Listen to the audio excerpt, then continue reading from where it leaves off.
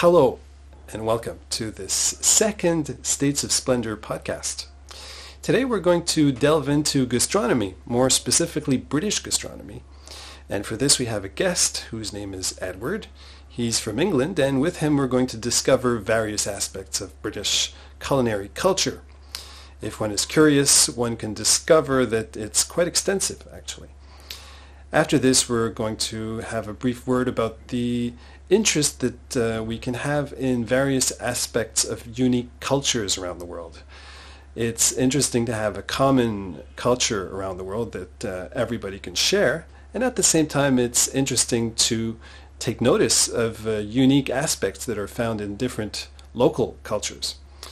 And at the end of the podcast, we're going to have perhaps a few brief news from around the world where we have certain examples of unique, splendid culture around this beautiful earth. So I hope you enjoy it, and sit back, relax, and enjoy. See you next time. Bye-bye.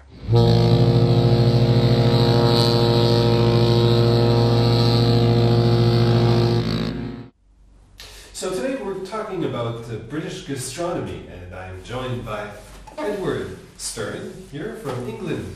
So, hello Edward. Hello Patrick. Hi, where are you from? I'm originally from Liverpool. Okay. Now today we're going to talk about British gastronomy in general and try to break some common assumptions about British gastronomy. So, one of these assumptions is that British culinary culture as such does not have any proper British traditions. There are only dishes borrowed from other cultures like chutney and biryani, etc. And another one is that all chefs are French. How would you respond to that? I don't think it's true. It is true that we have borrowed a lot of things from other cultures. We have a lot of dishes from the British Empire, for example. A lot of ingredients came from India. But we also have our own traditional dishes. But it's also true that British food has suffered from a bad reputation, particularly over the last 50 or 60 years. Okay. But there's a sequence of events that have led to this, that led to the decline of British food. Okay, what happened? Well, it started with the Industrial Revolution in the 1830s, 1840s, in this period. Okay. Because before then, most of the young people, all the young men, they were basically peasants living in the fields, working in the farms. Okay. But in the Industrial Revolution, they all went to work in the towns, work in the factories. Oh, I see. And before these were the guys who knew how to make, for example, the artisan cheeses. All of this original food went with them to the towns. But when they arrived in the towns, they gave up this kind of lifestyle. And they started eating more industrialized foods as well. Oh, I see. So a lot of traditional British food culture was lost in that period. Oh, that's very interesting. And then there was the First World War, and there was very little food on Britain being an island. We had rationing. And then there was the Second World War, the same thing happened. So these three events combined led to food. It did lead to a decline in British food culture. Okay. Food became something that people used just to survive, rather than something they used to enjoy. But I think in the last maybe 20 or 30 years, food has started to grow again in Britain. Okay. And now, especially amongst younger people, my age, even younger, people, they love food, they pay lots of attention to food. Okay. Well, could you give me one good example of an emblematic dish that, because I only personally, pardon my lack of education in the British culinary culture, but I only heard of roast beef, mint jelly, and the sorts. Well, my personal favourite, although I guess it's a twist on roast beef. Okay. But it's called beef Wellington. Oh, okay. Yes, I've heard of that. Of course. So you get some beef and you get some onions and truffles and sort of grind them together into a paste. Coat the beef and then coat it all in pastry. Put it in the oven, bake it. It's absolutely delicious. Oh, that's interesting. And we also have other things that are really specifically British. Things like Cornish pasties and pork pies. Oh, it's Cornish pasties. A Cornish pasty is a pasty. A pasty? A pasty. Okay. From Cornwall. Cornwall is a place. In England? In England. Okay. In the southeast. Southwest, sorry. Okay. In the southwest. Okay. And it's again beef and potatoes and maybe peas and swede. Okay. And just general mixed vegetables, maybe some onion,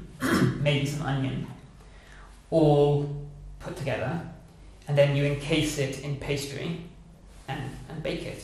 Okay. The meat inside has been... It's minced beef. It's minced beef. Or finely chopped beef. Okay.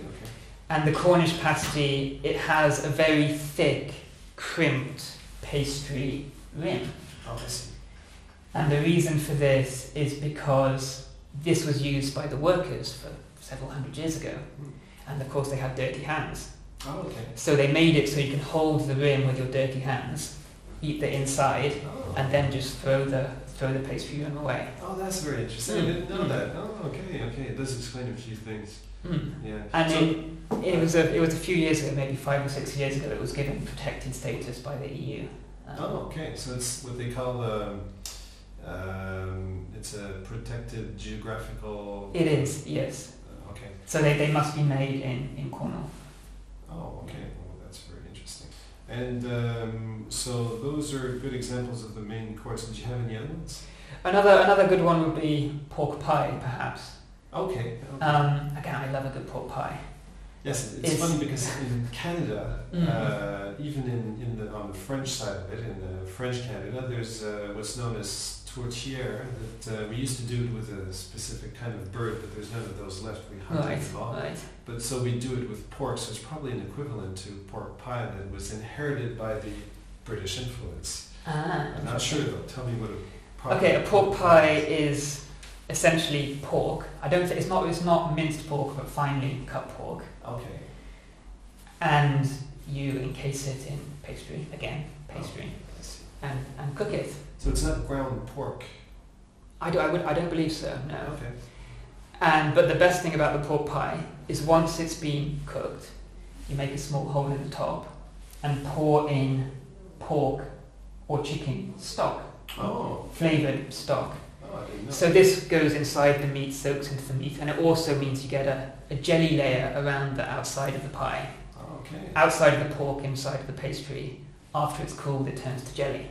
Okay. And it's pork and pork jelly, basically, inside a pie. Oh, that's... And it's absolutely delicious. Oh, that's... It's one of these things every British person will claim they know where to buy the best pork pie in Britain. Oh, okay. And I also believe I do. There's a village in the Yorkshire Dales, a beautiful, picturesque village called Pateley Bridge. Okay. And this village, at two ends of the high street, there are two butchers. Okay. And they both sell absolutely fantastic pork pies. Which they make themselves. Of course they make themselves. That must be quite... Inside our family, we always have arguments about which one is the best. But they're both absolutely wonderful.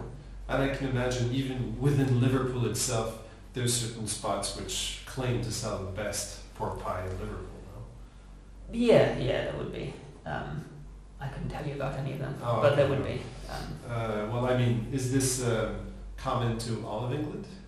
Yes, yes it is. All over Britain you get butchers making pork pies. Okay. You get them in the butcher, it's a meat thing. Okay, so it's not emblematic of a specific region of Britain? Not really. Okay. One kind of pork pie is called the Melton Mowbray pork pie. Oh. But you can get them anywhere. Something that I've heard about British culinary culture is actually related to a phenomenon that can be perceived around the world today, around the Western world specifically. It's the fact that British specialties are maybe being traded for other foods of the more international status, like a very common specialty like fish and chips has been statistically proven to be going down since the 70s in profit of the American hamburger. So you've probably noticed this trend because you've noticed this in many Western nations. But have you noticed any of this? What's the situation in Britain? I think it's pretty much as you described. It's the importing of American culture. Okay. So you do see a difference between the two? Oh yes, you do. Okay. And I think it's also to do with people in general are becoming increasingly lazy. Oh, I see. Okay. You know, instead of cooking at home, learning to cook, learning about food, they go to McDonald's or Subway or what have you. So I think a lot of people just don't care so much about food. Okay. McDonald's is there, it's convenient, it's cheap.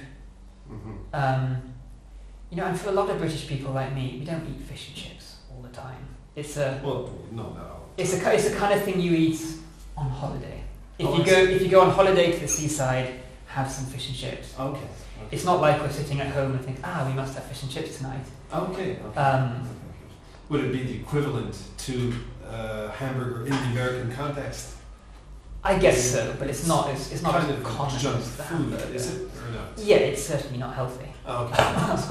But I mean, is it considered as such, as a junk food equivalent? It's an interesting question. Yes, but no. Let's say yes. Okay. I can understand what you mean. It probably is considered as such, but not in the industrial hamburger sense. Yes, I mean it still has a fresh fillet of fish inside. Yeah. It's not completely processed and mass produced. Yeah, I agree. Yeah. Okay. So now let's do a little brief interlude and talk about drinks. Okay. English drinks or British drinks. Okay. Could you educate me on the subject? Well, we have all kinds of drinks, as I'm sure you know. Yes. But the problem is pinpointing any drinks which are specifically British. Oh, okay. So I've come up with one. It's called Pimm's. Pimm's, spelled P-I-M-M-S. I'm not familiar with that. I think anyone outside of Britain won't know it, probably. Okay. And it's a summer drink. Okay. And it's based on gin. Okay. But I can't tell you more than that because the exact recipe is a secret. Oh, it's a secret. It's a secret recipe. Okay. But the drink itself, it's a reddish, kind of dark red colour. Okay, so it already comes bottled. Yes, it does. Okay. And then you mix it with lemonade. Okay. Either clear or cloudy lemonade. Okay. And put in fruit. Whatever you want, you can make it in a big punch bowl. Oh, okay. And put in strawberries, apples, pears, raspberries, whatever you have. Okay. And then at a British summer party, for example, you can just serve this and everyone will have it. I see. At the Wimbledon tennis, it is the main drink served there. It's the main drink? I believe so, yes. Okay, so people have it in a bottle in the Wimbledon context, do they mix it with fruit and everything? Yeah, I think you have it in a glass. I see. You go to the bar and they'll just give you a glass which they take out with the fruit. Okay. But is this considered as a cocktail or no? Yeah, I guess it is a cocktail. Okay. But it's how you drink it. Oh, I see. Drinking Pimm's in another way would be unusual. Oh, okay. You don't drink it neat, certainly. Okay. Okay. Oh, very interesting. And other drinks, we have all kinds of cider. We have very good cider. Okay. There's a lot of smaller independent cider makers now. Okay. Because we have very good apples. So just my question is it like in, for example, in the North American context, in Canada, because that's where I'm from, right. There used to be maybe one or two cider producers, but that were the big ones. Or no, example for beer, there used to be major beer producers, but since maybe, 30 or 40 years, they started to sprout a few small microbreweries. Is it the same phenomenon in the cider world? Yes, I think it's very similar. There are some huge brands which dominate the market. Of course. But they're cheap and just for getting drunk, basically. I see. But there's also much smaller ones with very high quality and very, very delicious cider. Interesting. So you have many different varieties of cider as well. Yes, we have pear cider, which is a thing. Oh yeah. Okay. It's not my personal favourite, but it exists. Okay. Um, And do they have any specialties of cider pertaining to different regions of England? yes, there's one particular region, Gloucestershire, around Bristol. I'm sure you know Bristol. Yes. Around there is famous for cider. Okay. A lot of the small independent cider makers are based in that area. Oh, very interesting. Okay. I guess it's to do with the soil, the apple farms Okay. in that region. I can imagine. Mm. Okay. No more drinks. Also beer. I don't think England could course. claim to have invented beer, Oh no, the Germans wouldn't. but be it's happy. I'm sure Belgians. I'm sure, but it's certainly one of the main drinks we have. Yes, of course. And we have all kinds of producers making British beer, Okay. and it's similar to cider, but on a bigger scale. Uh-huh. We have thousands of small independent breweries, Yes. and this one is definitely regional. If you go to a pub in Yorkshire, for example, or compare that with a pub in the southeast, Okay. the beers on offer will be totally different. Oh, that's interesting. If you go to a pub in Yorkshire, you'll just really be able to find local Yorkshire beers. Oh. Probably not even the huge global mass-produced ones. Oh, that's very It'll interesting. just be the local ones. Oh, that's probably specific to pub culture, isn't it? Probably, very much, yes. That seems to have always been the case, hasn't it? Yes, I believe so. Okay, very interesting. That's, yeah, I wasn't aware of that. The fact that they had really local beers in. Oh, they do. Okay. Well, for example, my grandmother lives in a small village called Massam in Oh. Yorkshire, Okay. and there they have two breweries. One is Black Sheep Oh. and one is Theakston's. Okay. Black Sheep is not too big. You can get it in Yorkshire. Okay. Theakston's is actually quite big. You can get that over most of the country. Oh. But if you were in a pub in Massam, you'll only be able to get those two. Hmm. Maybe one or two others from other Yorkshire towns. Oh, that's very interesting. Mm. So now let's talk about. There's been a recent trend in Britain that has seen some quite popular chefs actually. Mm. Chefs like Jamie Oliver and Mike Gella and I keep forgetting the name of the equivalent of John McEnroe of chefs. Gordon Ramsay. Yes. Gordon exactly. Ramsay. Yes. So they are very, very popular British chefs. They're probably quite currently in the media. They're the most popular in the world. Yes. But they talk about they concentrate on gastronomy in a global sense. Mm. Nothing very specifically English. Mm. So I'm wondering, because I haven't, I don't live in Britain, and I'm not familiar. Is there a trend, even if it's smaller, is there a trend among Britons that tends to shed some light on specifically English or British dishes? Yes. Like you said, with the huge celebrity chefs, Jamie Oliver, Gordon Ramsay, they've gone global. Mm-hmm. They don't care about Britain anymore, really. They want to sell their TV show in America and in Australia and what have you. But there are smaller ones who do focus on British. Oh, there are. Okay. There's a chap called Gary Rhodes. Gary Rhodes. Gary Rhodes. Yes. Okay. And he has a 3-star seafood restaurant in Okay. Cornwall. Oh, I see. And he is a fish expert. Oh. But he makes the occasional TV show too. Oh, okay. And so he concentrates on. Yes, he focuses on British fish, Oh, which is something we have quite a lot of. Oh, that's very interesting. And there's another show called The Great British Menu. Oh, okay. So it's not specific one celebrity chef. They take chefs from various high quality restaurants all around Britain and bring them together on this TV show. Okay. And they must make food specific to their region, Okay. using ingredients from that region. Oh, well, that's a first. They can't bring ingredients from India or France or what have you. Oh, that's. And then, just like any panel show, they're judged in front of a panel of experts and they choose their favourite. Oh, I'd be But quite it's- interested to look at that show. Oh, it's a good myself. show. It's a very good show. Oh, Okay, what's the name again? Just for our viewers? The Great British Menu. Okay, we'll try to find it on YouTube or something like that. Okay, well now the next subject, of course, must be cheese, because apparently there's a lot of British cheese. There is. It's not widely known, but Britain actually makes more variety of cheeses than any other country. Oh, okay, it's quite hard to believe, but you may not believe it, but it's true. Okay, well I believe you. I believe you. And we have lots of smaller artisan cheesemakers making extremely high quality cheese. Okay. Cheddar, Lancashire, this kind of thing. I think one of the problems is a lot of people imagine British cheese to be the mass-produced stuff you get in the packet in the supermarket, the kind that bounces when you drop it. Mm-hmm. And maybe. This is of course available. Yes. But for example, a high-quality cheddar is almost unrecognizable from this supermarket stuff. Oh, yes, of course, yeah. I must admit, cloth-bound cheddar. Yeah, it's so creamy and delicious. Yes, it is marvelous.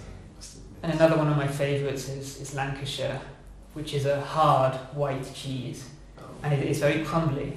It's cow's milk? Yes. Okay. Yeah. And we have lots of varieties of blue cheese as well. Oh yes, of course. Well, there's a classic Stilton. Exactly, Stilton, Blue Wensleydale. Wensleydale. I've never had that one. That's probably not distributed in Quebec or Canada. I wouldn't imagine so. Wensleydale. Do you know Wensleydale cheese? Unfortunately, no. Wensleydale is a place. Okay. Up in the Yorkshire Dales. I see. And the cheese that comes from there is called Wensleydale. It's made in a specific way. Okay. And it's very popular. But they also make Blue Wensleydale, which is the same but with blue. Well, yeah, it's a blue cheese. Yeah, with the blue cheese. And that's one of the more popular blue cheeses. Oh, I see. Okay. One thing we do have is a lot of the smaller cheesemakers putting unusual ingredients in their cheese. Oh, okay. To be honest, it's not my personal favourite. I prefer a plain cheese. Yes, probably isn't my... But you get people do like it, for example, putting chilies in cheese. Oh, yes. Or fruit or peaches or this very kind of thing. British cheese making That's way. Well, it's made in Britain. That's something, especially young people now seem to quite enjoy this. Yes. Well, it's good marketing anyway. Yeah, that's true. Yeah. So you have many sheep's milk cheeses as well, don't you? We have some sheep's milk cheese. We also have lots of goat's cheese. Okay. In fact, goat's cheese is very popular around Britain. Oh, okay. Because I've heard there's been a resurgence of goat cheese in Britain. Even to the extent that it's been imported, it's being currently imported in France and very much appreciated. Is it? Interesting. Yeah. Yes, I wouldn't be surprised. It's been very popular in Britain for as long as I know. Okay. I'm not sure it's resurging in Britain, but it might be catching on in other places. Okay. And it is very popular and it's very tasty. If you go to just a normal cheese shop, you'll find several goat's varieties. Okay. So in Britain you do have specific cheeses that are related to a specific region or a terroir. Yes. Okay. A lot of our cheese is named after a place. Okay. Cheddar is a place. Oh yes. Lancashire is a place. Wensleydale is a place. Okay.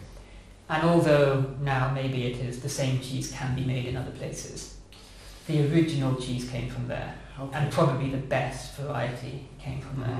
And do you have systems of protection for the equivalent as of the protection that some wines have in Europe? Yes. Do you have the same thing for cheeses in Britain? Well, I think I was reading 14 British cheeses have the EU protection. Oh, okay, I see. I'm not sure if we have any specifically British protection. No. Well, in many cases, the protection comes from the European Union. Yes. I think it's 14 is the number at the moment. Oh, that's a quite respectable amount. Okay. Well, so that wraps up the cheese section. Let's go to the last one, which is the desserts. Oh, my favourite. What could you give us as example of a certain specifically British interesting desserts? We have many. Okay. for example, it's nearly Christmas. A lot of the Christmas desserts are originated in Britain. Oh. Christmas pudding is British. Oh, okay. Well, please tell me about British pudding, because Okay. maybe this is not the case for other European countries, but as somebody from North America, to us, pudding is some kind of chocolate semi-liquid thing that we eat with a spoon. But British pudding is definitely not the same. I've had it once, but please explain what it is, because it's a subject of confusion. It's a subject of confusion for us as well. Oh, it is? Oh, okay. Because we call the course dessert, Yes. we call this pudding. Okay. Even if you're not actually eating pudding. Okay. Any dessert we will call pudding. Oh, you will? Yes, if you said dessert in Britain, people would think, American. Oh, yeah. Oh, that's quite interesting. I had no idea. So we would say, if you're in a restaurant, you say, can I see the pudding menu? This kind of thing. Even though astonishing. all the list of puddings or desserts isn't specifically pudding. Oh, so a pie could be considered as a pudding. Exactly. Interesting. But there is also a specific dish which is pudding. Oh, I see. Okay. And this is it's similar to a cake, Okay. but it's perhaps a little bit heavier Okay. and it's steamed. Oh, yes. This is what we would, or what I would consider, a real pudding. Okay. And what do you find inside a pudding? It can be anything you want. It can be fruit, it can be chocolate. A Christmas pudding, for example, has raisins and all things like that inside. Okay, and that's not related to the Christmas cake, the fruit cake, is it? No. It has nothing to do with it. It's a similar kind of thing, but they are different things. Okay, is the fruit cake British? I don't know. You don't know. I would guess probably, but I don't know. Okay. So the Christmas pudding is the pudding. It's a sort of round dome, Okay. which has been steamed. Oh, I see. Yes. I've had that one once. And it's it's basically quite a heavy cake Okay. with various things inside. Yeah, the texture is quite consistent. Yes, Yeah. it can be a little bit cloying, perhaps. And I've heard of puddings where there's minced meat inside. Is this possible? Yes. Well, but it's not. Mince meat is not anything to do with meat, No. Okay. but it's called mince meat. Don't ask me why. Okay. Well, that's one less confusion for me, because I had no idea. And I couldn't tell you exactly what it's got in it, but it's got suet. Suet is some kind of animal fat byproduct, Yes, I believe. Yes. And raisins and a few other things in it. Okay. And if you this is what's inside the mince pie. Oh, okay. So, but is that specific ingredient called mincemeat? Mincemeat, yes. Okay. Well, that's fascinating. Okay, so that's one variety of pudding. Yes, Okay. exactly. Not specifically Christmas pudding, though. No. Okay. Just getting our puddings. Christmas pudding is a pudding. Okay. It's an actual pudding. Okay. A mince pie is a dessert, using the American term. Oh, I see. So it's not a proper pudding. No, the pudding. It's not the pudding. To my mind, the pudding is like the steamed cake. Yes, but speaking of this steamed cake, there's one of these that are that's referred to as the Christmas pudding. But you probably have other puddings of this shape as well. Yes. Okay. One my mother makes very well is called Eve's pudding. Eve's pudding. Okay. Eve's pudding. You also have bread and butter pudding. But that's not a pudding either. Oh, what would be an example of another pudding? Eve's pudding. Okay. Eve's pudding. But I can't tell you what's in it. You don't know what it is. No. Okay, it's a secret recipe. So we're getting confused with our puddings. Okay. No, but now it's quite more clear. So, okay, let's pursue with the dessert. So other desserts or puddings, which we have. Yes. For example, bread and butter pudding. Okay. Which, when I say it, it doesn't sound particularly great. It's essentially bread and some custard kind of sauce. Oh, okay. It's similar to custard, but not custard. It's an egg-based kind of milky sauce. Oh, that's interesting. And you put your bread and this sauce together.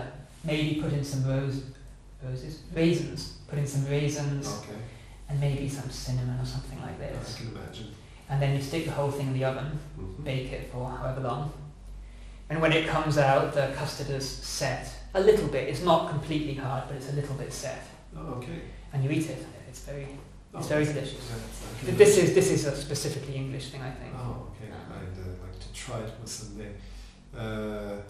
Next on the pudding menu is? Sticky toffee pudding. Okay. And this is a pudding. Could you repeat that for me? Sticky toffee pudding. Sticky toffee pudding. Sticky toffee pudding. Okay. And it's basically just a toffee, not a toffee, it's basically just a plain sponge Okay. with toffee sauce. What would toffee sauce be? It's caramelized, thick, gloopy, caramelized okay. It's a sauce. variety of caramel. Yeah. But that's more condensed, maybe. Yes. Okay. And a good one, of course, the sponge is not completely plain. Has Okay. some flavour to it as well. Oh, yeah. It goes very well with ice cream. Okay. Put some ice cream on the side, it's very good. I can imagine. It must be very good. Okay. Any other ones? No.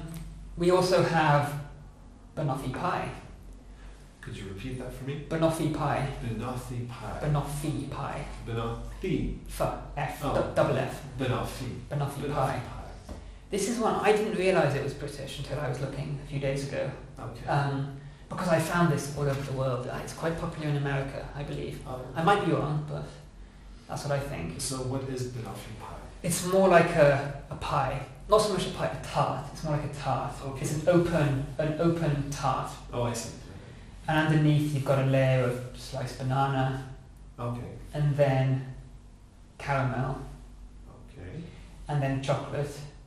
Oh, yeah. And on top you'll put some cream, whipped cream, put it on top. Oh, that's... And serve.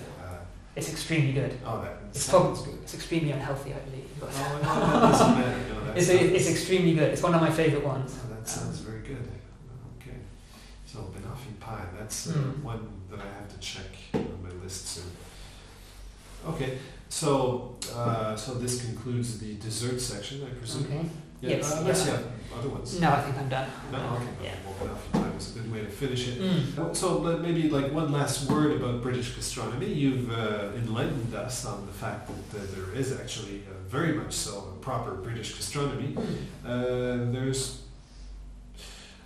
I'm going to go with one of my personal questions I just thought of now. Is there any people that study the history? Like, are there any very old British recipes that you know about?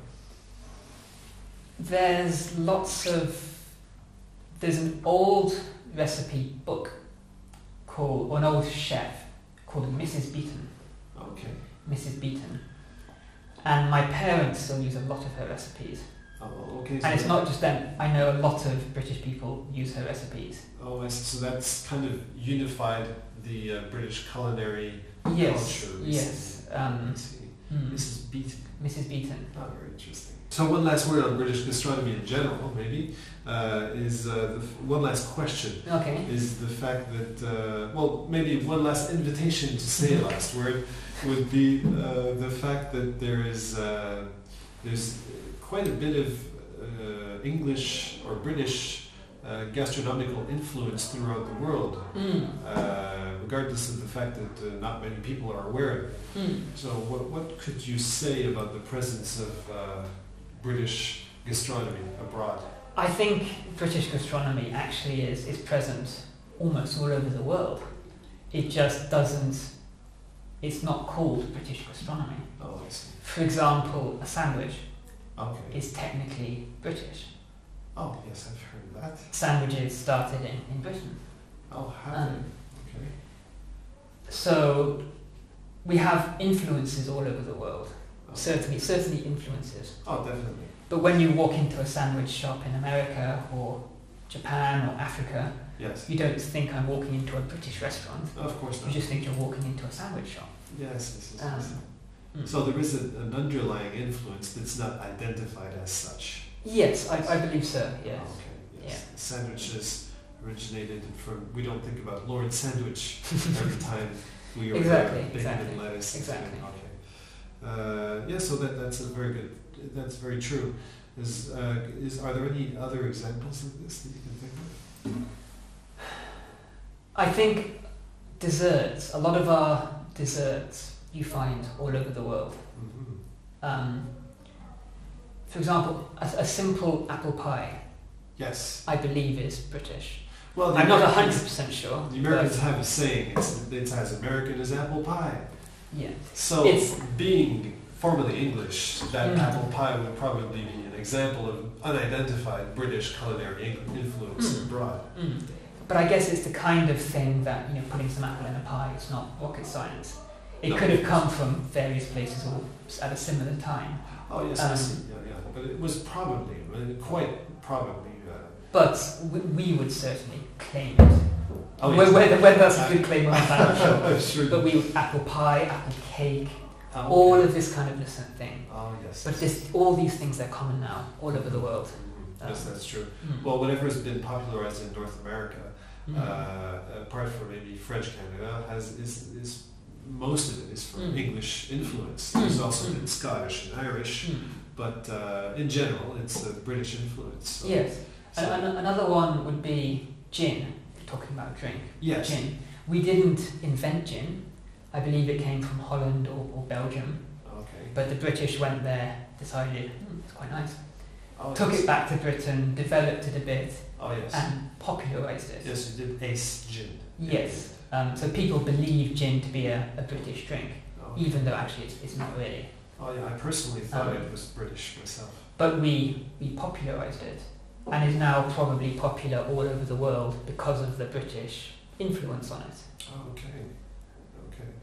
Well, maybe perhaps comparable to in Quebec, there's one producer of cheese that's the Perron cheese that makes cheddar, because after the English arrived, we started making, we made previously many varieties of cheeses, but cheese was necessary in the new context.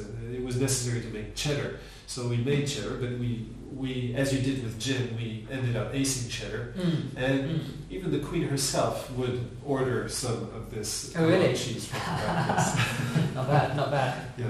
So it's interesting to see how culinary traditions and influences move throughout the world. It is. Okay. One thing I will say about British food in general is most British food is quite substantial. Okay. It's perhaps not so delicate as European food. Okay. It's perhaps not quite so subtle. I see. A lot of the examples I used are various meat wrapped in pastry. Okay. But this is the kind of food we have. Mm-hmm. We're an island, we're a northerly island.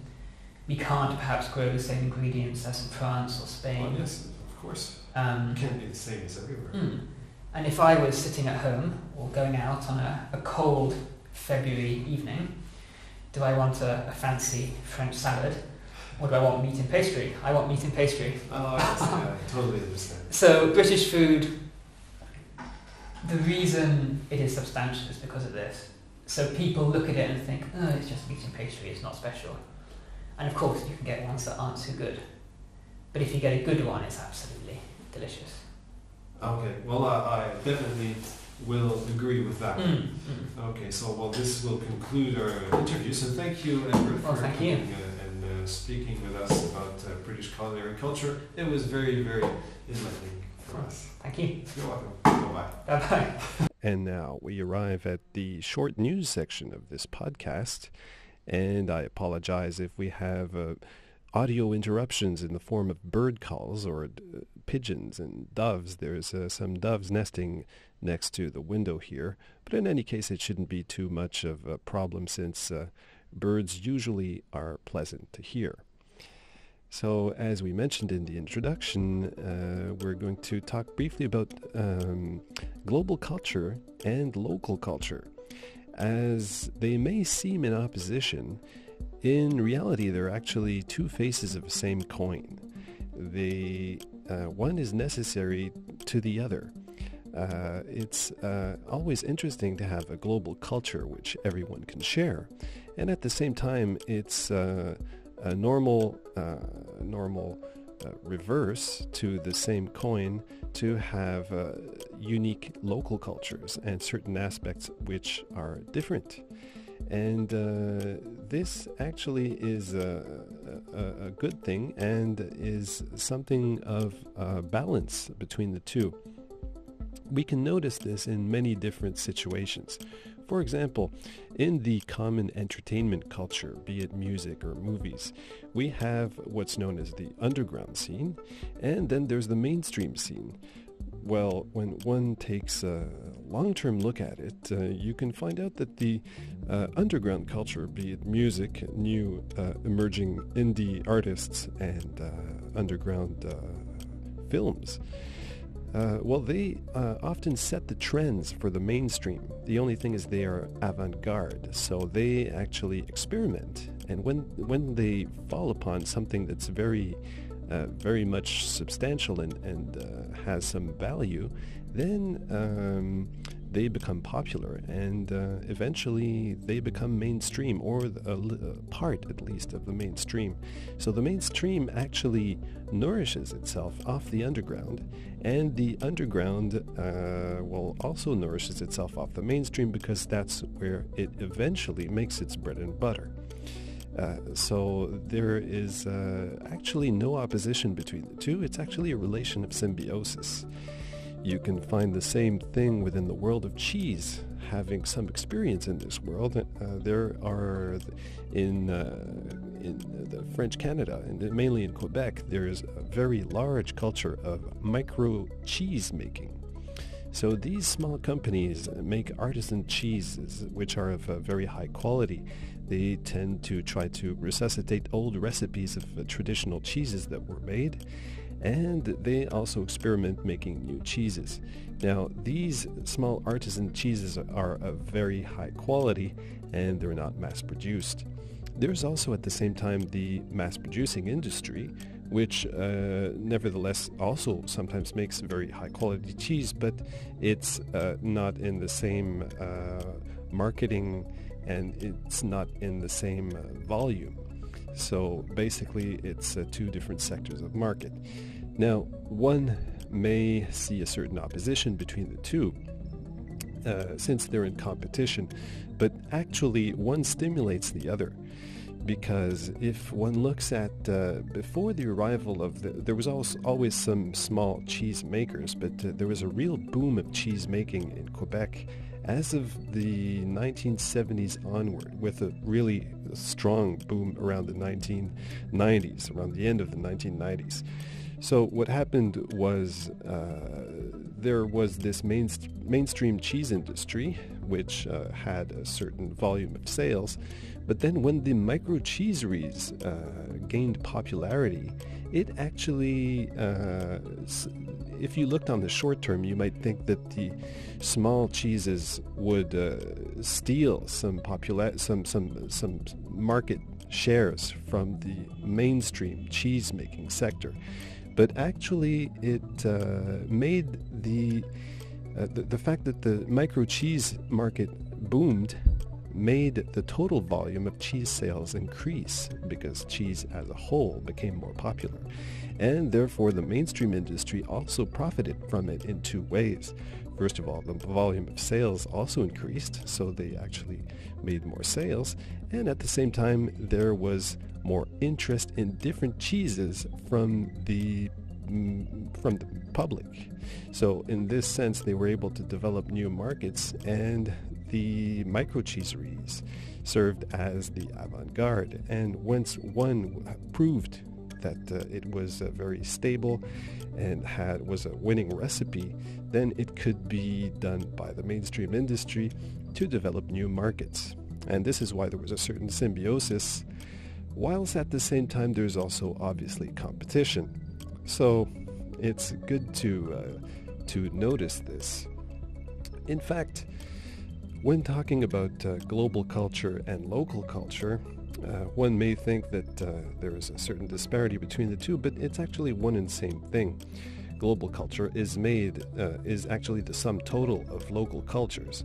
It's just the main ones that are the most widespread. And when one goes let's see, there's global culture. After that, you can go and see continental cultures such as, for example, Europe. And there are certain specificities there.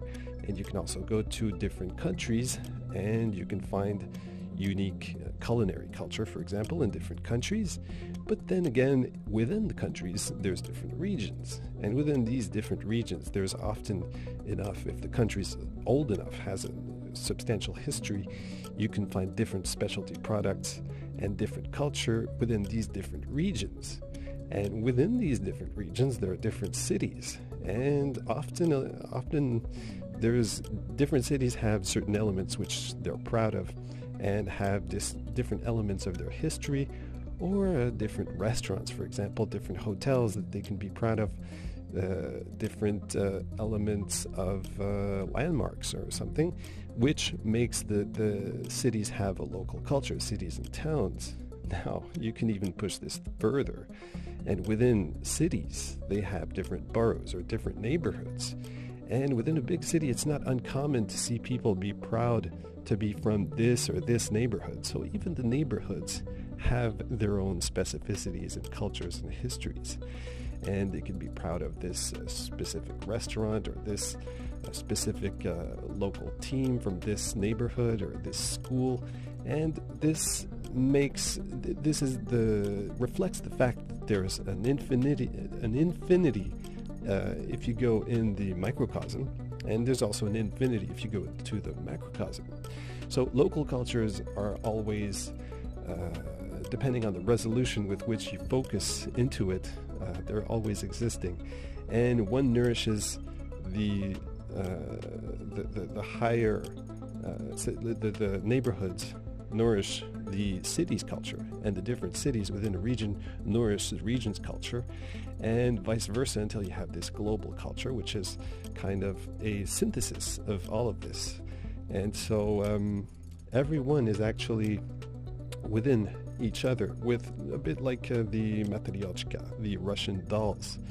So it's something you can find out when some people will criticize one or the other, be it the macrocosm side of things, or the global culture, or the very local cultures.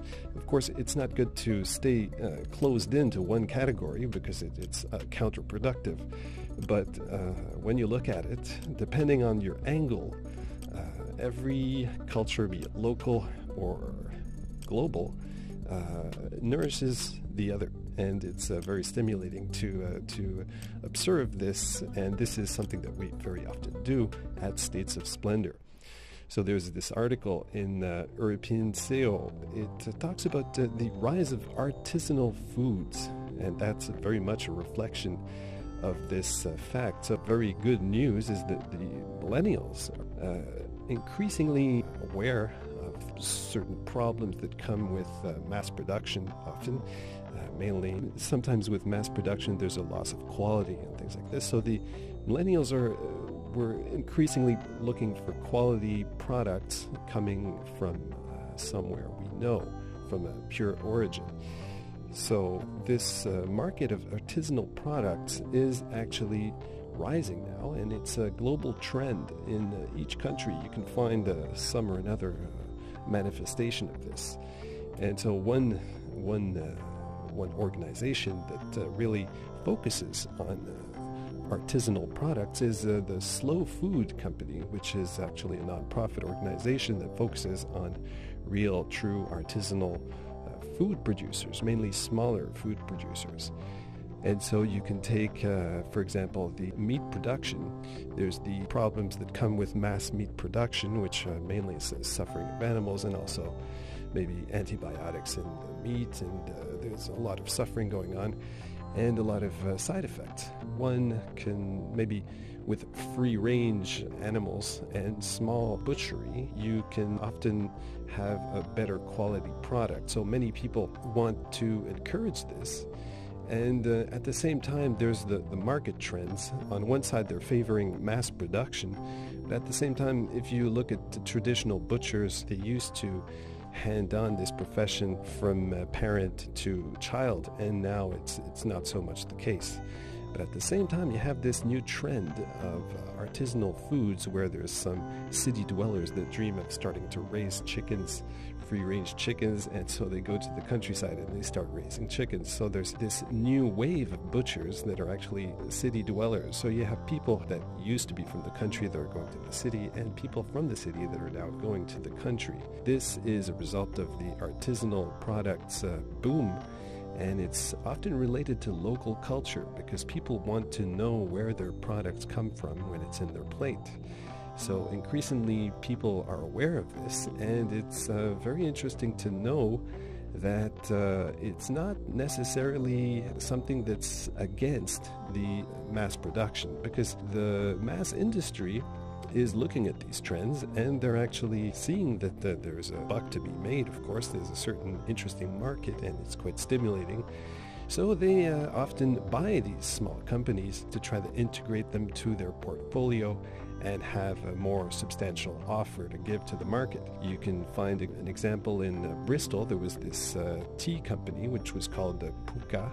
It was making herbal tea, Puka herbs, and finally Lipton acquired that company because they wanted to have a more interesting offer.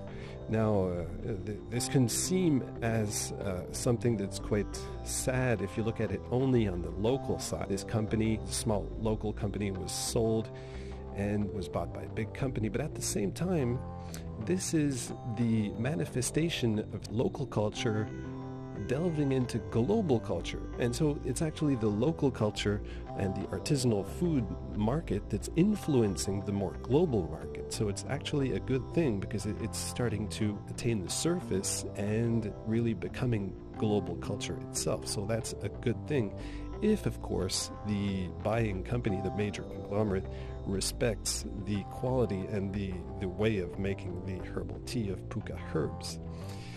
Now, it's not always the case, but it sometimes is and often is. So this can be seen as a very positive thing, actually, if it's done in an authentic, conscientious way by the buying conglomerate. The contrary example would be some small chocolate producers, which are known for their high quality, but they're bought by a big company. And in the beginning, they continue to make the very, very high quality chocolate using the same methods. They don't use emulsifiers to try to make the volume of the chocolate bigger, which lessens the quality. And they do this for a few years, maybe 3 years.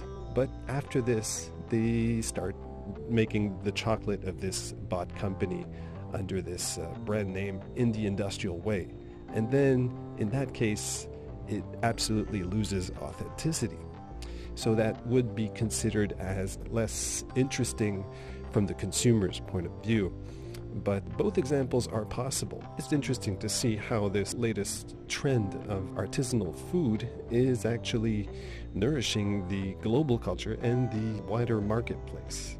So this is a good thing, and let's hope that there continues to be a symbiotic relationship between the small producers and the bigger producers, because it can be a very, very productive partnership, not only, of course, in the financial sense, but in the cultural sense and in the sense of quality of life for different populations around the planet. So that's for the news about the artisanal food trend, which is probably not a trend, but an evolution of the food market in this global market that we have now. So if it remains balanced, when it remains balanced, it's actually very good news. So now for another good news, it's a very brief one.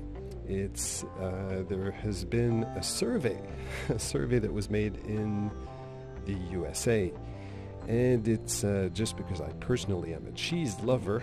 It's a survey that was done with approximately 1,000 Americans from different states, and the survey found that people in the USA very much love cheese.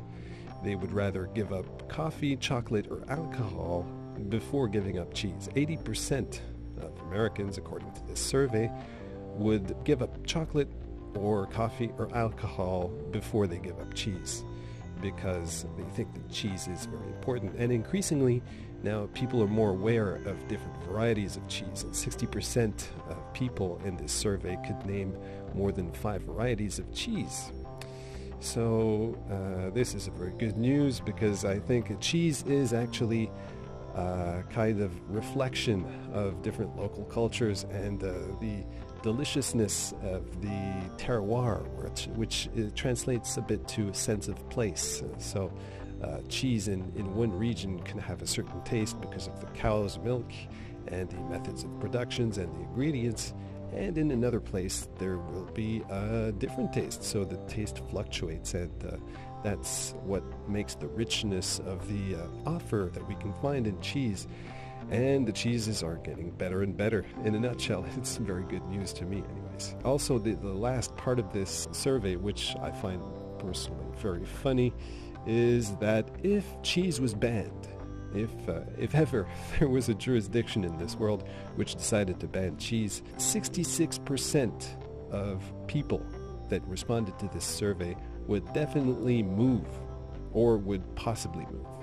So I'm happy to see this because cheese is very much an important thing. So voila for cheese. That's another good news. And in the last good news of this podcast, we have an interesting study that was done by a microbiologist. His study was done in New Zealand, and it's about wine. So what happened is, to resume this, it's out of an article found in vinepair.com. There's a microbiologist that is called Matt Goddard. And Matt Goddard is someone that is interested in various microbiology subjects. His latest one is yeast and the world of wine. So what happens is that traditionally, before the 1970s, wine was let to ferment. The fermentation process started with yeast, of course. Yeast is necessary for fermentation.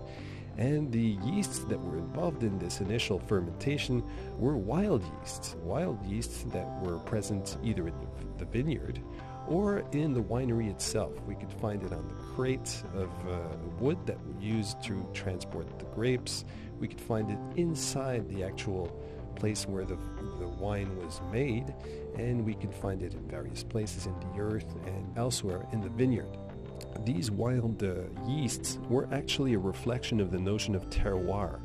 Now, terroir, as I just said previously, is the notion of sense of place.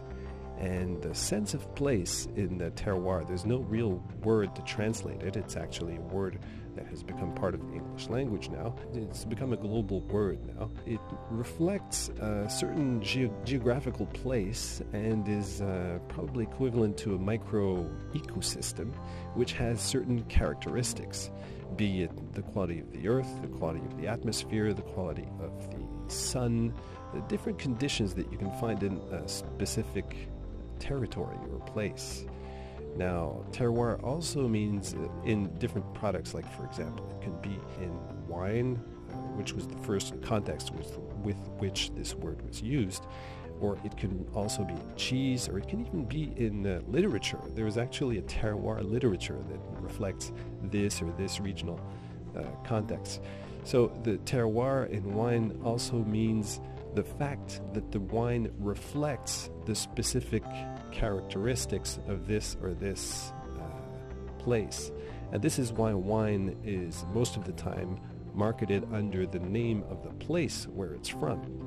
Of course, it's marketed under the name of the vineyard, but the vineyard is part of a place, so it's part of a terroir.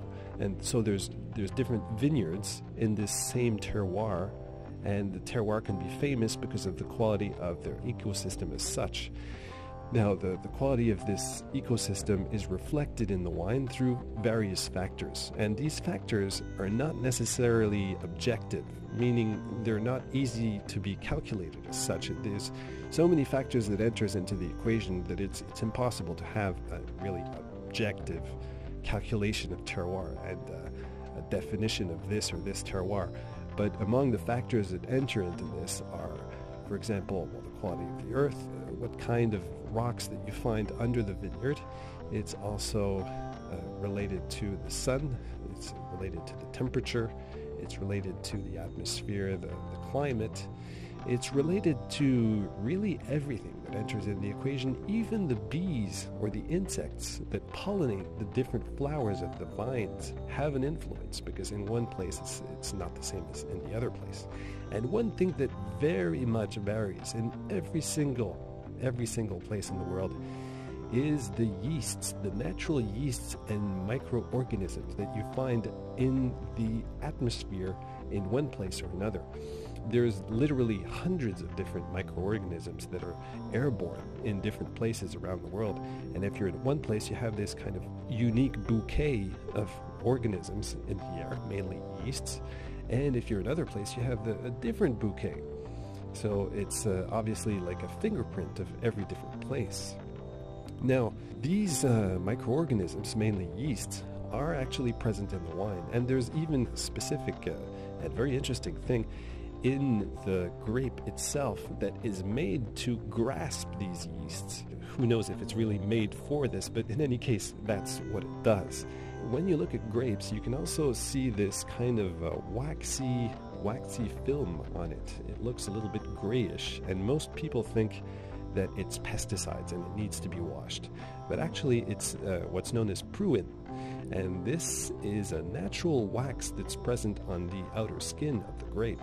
And this natural wax acts like a kind of glue, and the yeasts agglomerate on this pruin, on this natural wax that's found on the exterior of grapes.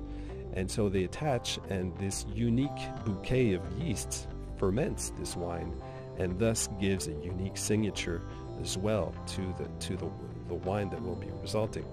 So as we can see, everything has an influence in terroir, and even the methods with which the wine is made, because sometimes the wines have been made for centuries and they've been made according to this or this method, and of course the human method will also have an impact on the wine.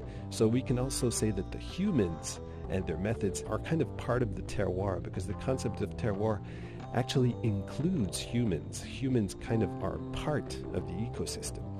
And so it's a very interesting way of seeing things.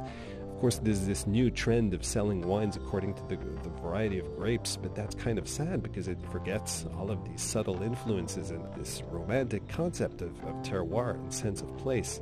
Of course, people may think that, may say that, well, it's not objective and it's just some romanticism and everything, but there is a definite influence, and people recently, many companies have tried to say that no, there is no influence, because right now the yeasts that are used are cultured yeasts. They're yeasts that are made in a laboratory and are sold in packets industrially. So everybody used the same yeasts and has nothing to do with the terroir.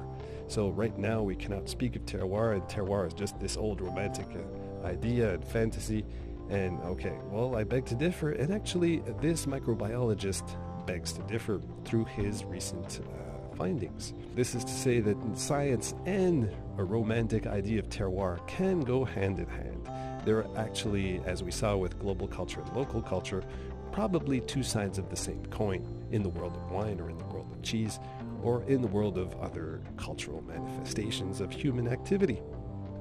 Okay, so here's what this microbiologist found. Matt Goddard was studying the world of terroir, and also he wanted to find out if it's true that there's no more wild ferments, wild yeasts that reflect the terroir, that actually have a hand in the fermentation process of the new wines. Since right now we use Saccharomyces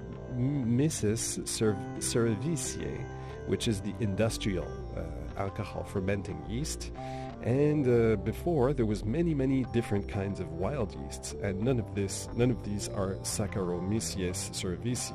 People think that well, you know, it's only this new industrial yeast that influences the fermentation, but up until now it was very difficult to find what yeasts were active in the wine-making process. What happened was Mr. Goddard was in West Auckland in New Zealand, And New Zealand is very interesting because they tend to make wines in opposition to most Australian wines. Some, at least, do take into consideration terroir, and so many different terroirs are now being recognized in New Zealand. And of course, it's probably the case in Australia as well, but New Zealand is particularly in that vein. So what happened is that now there's genetic fingerprinting, and there's new technology available that makes it possible to see all the different complex interactions that happen in the initial fermentation process of wines. And so what's happening is Goddard analyzed different samples within different time periods in the fermentation process of wines in New Zealand.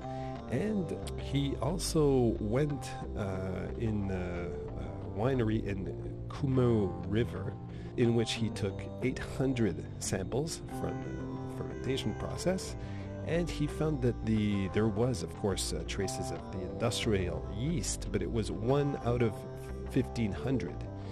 And in the end, it finally dominated the fermentation, but he also found 88 different genotypes from 380 isolates of S. cerevisiae. And so he found that there was about, according to his calculation, 150 different genotypes of wild yeasts.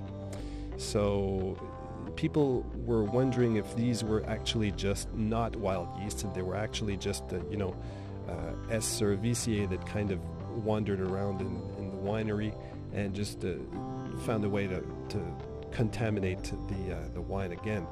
He actually took samples from soil, from bark, and from flowers from another vineyard, the Matua Valley vineyard, and he found 122 colonies of S. cerevisiae, which is the actual family of the industrial yeast, naturally in nature. There's different kind of sub-varieties of this yeast that can be found in nature. To make a long story short, because it's quite a complex study, he found out that even if we're using an industrial yeast, which is, by the way, very useful. This industrial yeast is useful because it's standardized and it permits to have a more controllable fermentation process. But this doesn't mean that the terroir does not exist. That's the good news. Even though the S. cerevisiae is the main factor in the fermentation process, there's also wild yeasts still present in the fermentation process. And this is because there's wild yeasts that were found in the bark of the different vines and in the earth mainly. The bees go in the soil and the bark, and they actually pollinate the flowers, and then this becomes fruit. Therefore, because of insect transfer, wild yeasts still get onto the grapes and end up into the fermentation process. This is to say that there still is a very substantial influence of wild yeasts and the unique bouquet of yeasts in modern wines. Of course, it's present up to a differing degree. Other studies found out that these wild yeasts were present because of the human activity. It's very interesting to see. It was mainly present in the crates that were used to transport the grapes from the vineyard to the winemaking location. This is another reflection of the actual cooperation between the local culture and the more global culture. This industrial yeast is definitely today, to be able to make a stable standard of wine, it's very, very useful to use this industrial yeast because it will make for balanced, controlled, reasonable fermentation. And at the same time, it's good to have some variation, which makes for some richness in the offer of wines around the world. If not, we just have one kind of wine. We found now today that there's actually, in one hand, probably in the main hand, the activity of the standardized, conventional market sold yeast, and on the other hand there's also the subtle influence which will make for some of the color of the uniqueness of the terroir from which the wine comes from. So it's very interesting to say that after all, There's another recent study that was in the Okanagan Valley in Canada, in British Columbia, and they found in the vineyard blocks, they found 254 different strains of yeasts. And there was, within that, there's 100 commercial strains, but there's also enough non-commercial strains that the vineyard had indigenous yeasts as well. One hand does not invalidate the other. There still is some very interesting activity happening in wines today that is reflective of the terroir. And this is just for the yeast, but there's also different influences coming from fungi, and from bacteria, and from the climate, and all the other factors that I identified previously. This diversity that is present in the wine actually makes for the richness of the market of the wine, the richness of the offer, and for the quality that the consumer will have in the end, which is you and me. It's very interesting to see this balanced symbiotic relationship between the standardized, more global product and the uniqueness that also goes into it. Of course, this is not possible for every product that's made. There's some products that just, are better off being standardized and that's all. But when we're talking about artisanal foods and products, or wine or cheese, or even maybe, who knows, literature and other cultural products, it's always interesting to see how one can help the other. It's very encouraging to notice this positive cooperative relationship between the two, the microcosm and the macrocosm. So this pretty much concludes the second podcast of States of Splendor. I hope you enjoyed it. Feel free to like us on Facebook and also to support us on Patreon, because this helps this mission to go forward. And until next time, I'm signing out. Have a very nice week. Bye-bye.